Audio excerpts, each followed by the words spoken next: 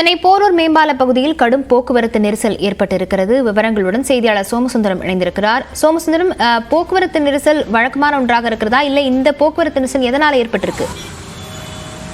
வணக்கம் லாவண்யா. சென்னை போரூர் மேம்பாலம் பகுதியில் கடும் போக்குவரத்து நெரிசலானது தற்போது உண்டாகியுள்ளது. மேலும் ஆமை போல் வாகனங்கள் அணிவகுத்து நிற்கக்கூடிய காட்சி நம்மால் காண முடிகிறது. இதனால் வேலைக்கு செல்வோர், அலுவலகம் செல்வோர் கடும் சிக்கலுக்கு உள்ளாகியுள்ளனர். இந்த கடும் போக்குவரத்து நெரிசல் காரணமாக ஐயப்பந்தாங்கல் முதல் போரூர் மேம்பாலம் வரையிலும், அதே போல் வலசரவாக்கம் வடபழனி செல்லக்கூடிய ஆற்காடு சாலையிலும் தற்போது போக்குவரத்து நெரிசலானது உண்டாகியுள்ளது. அந்த காட்சியை தான் தற்போது நாம் பார்த்து வருகிறோம். மேலும் போரூர் செல்லும் குன்றத்தூர் சாலையிலும் கடும் போக்குவரத்து நெரிசல் ஏற்பட்டு சுமார் 2 கிலோமீட்டருக்கு வாகனங்கள் அணிவகுத்து அந்த சாலை சந்தித்து இருக்கக்கூடிய காட்சி நம்மால் காண முடிகிறது.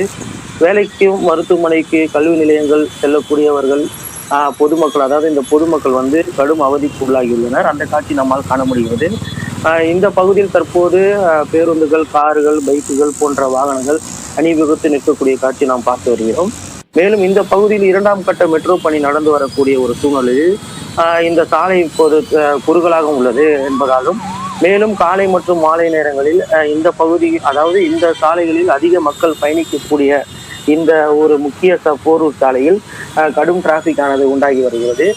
ஏற்கனவே மெட்ரோ பணியால் இந்த சாலை குறுகலாக உள்ள நிலையில் ஒரு சிலர் இந்த சாலை ஓரம் ஆக்கிரமிப்புகள், அதாவது கடைகள் அமைத்தும் வாகனங்கள் நிறுத்தியும் உள்ளதால் காலை மற்றும் மாலை வேளைகளில் இந்த சாலையில் கடும் போக்குவரத்து நெரிசலானது உண்டாகி வருவது, அந்த காட்சியை தான் தற்போது நாம் பார்த்து வருகிறோம்.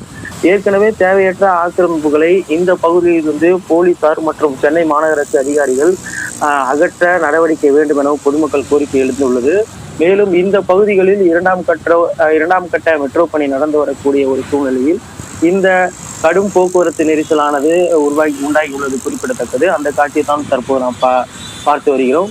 மேலும் காலை வேளையில் இந்த டிராபிக், அதாவது கடும் போக்குவரத்து நெரிசல் காரணமாக வாகன ஓட்டிகள் கடும் சிரமத்திற்கு ஆளாகி உள்ளனர். லாவண்யா, விவரங்களுக்கு நன்றி சோமசுந்தரம்.